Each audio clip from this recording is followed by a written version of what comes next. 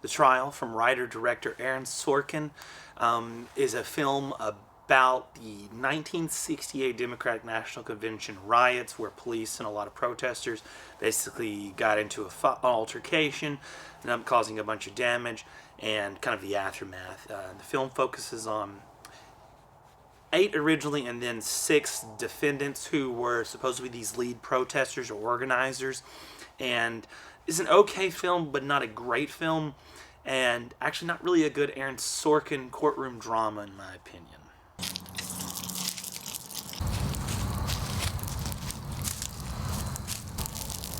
The film stars Eddie Raymond, Sacha Baron Cohen, Frank Langella, Joseph Gordon-Levitt, Jeremy Strong, and Michael Keaton and a couple few other characters. It has a pretty big ensemble cast, and that actually, in my opinion, causes a lot of issues with the film, because the problem is none of the characters really have any time to breathe.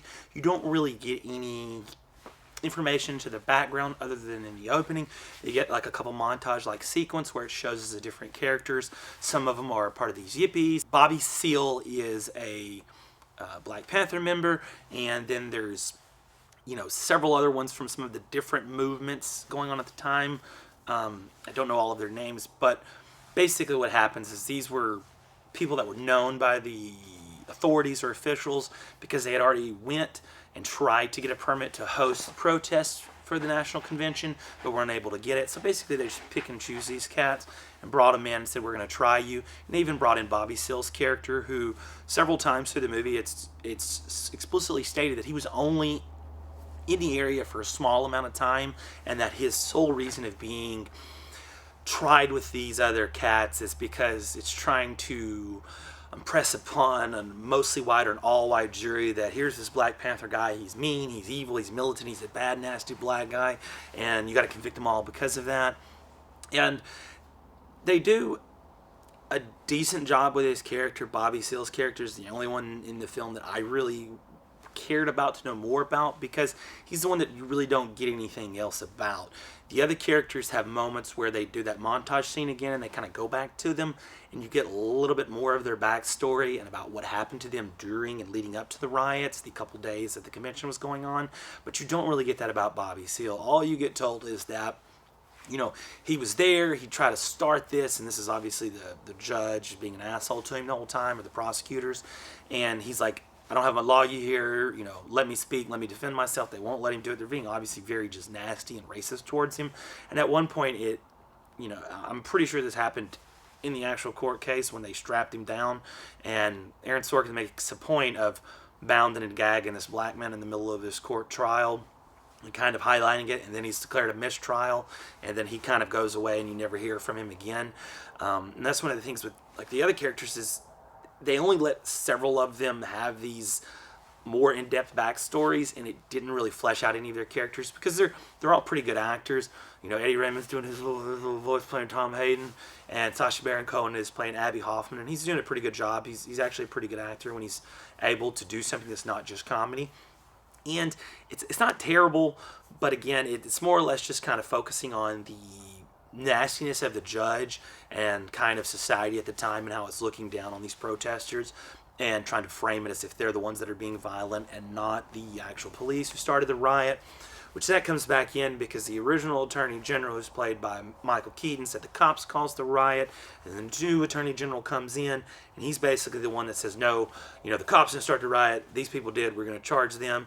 And then that's what the movie is and it bounces around during the trial. It doesn't give you a straight through line, boom, they're arrested, they're tried, and the jury comes back, they're convicted, and sentencing. It kind of bounces around a little bit and gives you bits and pieces of the trial, and then kind of gives you the end where you see that they are all originally convicted of this crime, even though the prosecutor, who's Joseph Gordon-Levitt, kind of has a little bit of a moral compass in terms of he doesn't feel this is right, doesn't feel that they can actually prosecute these people for expressing their First Amendment right. And his character, again, he doesn't really get any kind of redemption arc. He's just seen as kind of sitting there, and then he kind of speaks up a little bit at the end.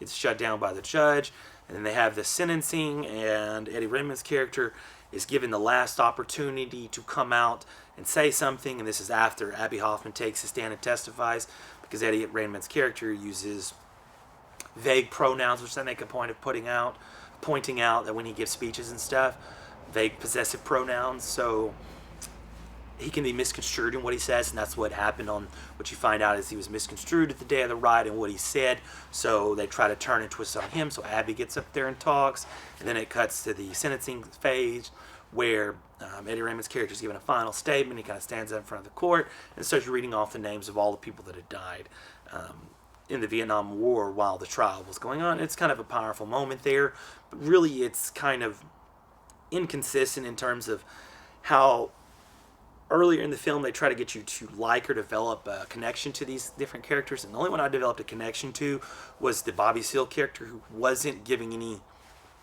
respite for the pain that he was having to go through. It was just like, oh yeah, he's been basically treated like a slave here, so now it's all done. He goes off, and then you get a little note card at the end. He was not convicted of this killing a police officer in Connecticut. It was all set up. And it's like, okay, but the whole point was he was the character we should have been focused on. And the fact that they were just trying to manipulate the jury into thinking that it was all dangerous because of their fear of the Black Panthers. And it didn't provide any kind of resolution with that I found was suitable in terms of the movie because of what they were trying to push. They tried to draw some parallels with today in terms of how race relations were in the 60s, and I felt that was unnecessary. And then the film ends basically with it going black and somebody yelling saying, "Go vote and change the world." And it's like, Aaron Sorkin, fuck off. We don't need to hear that. We need to hear the story about these people who suffered, and let us learn their stories and how they changed the world, not whatever little bits you want to change. And that's where the movie really was just like, fuck this. And that's part of Aaron Sorkin's problem, is he writes all of his characters are basically Aaron Sorkin that have a bunch of catchy poppy lines and stuff. So you have too many characters that are exactly the same in terms of their mannerisms and actions, but they don't get any story, any backstory, or any follow-through story that allows you to connect to them. You're just like, oh, they're all pretty well-spoken characters. There's not really a lot of different emotional or personality platitudes or depths with these people, and it just doesn't really work for me on that stance. It's an okay film.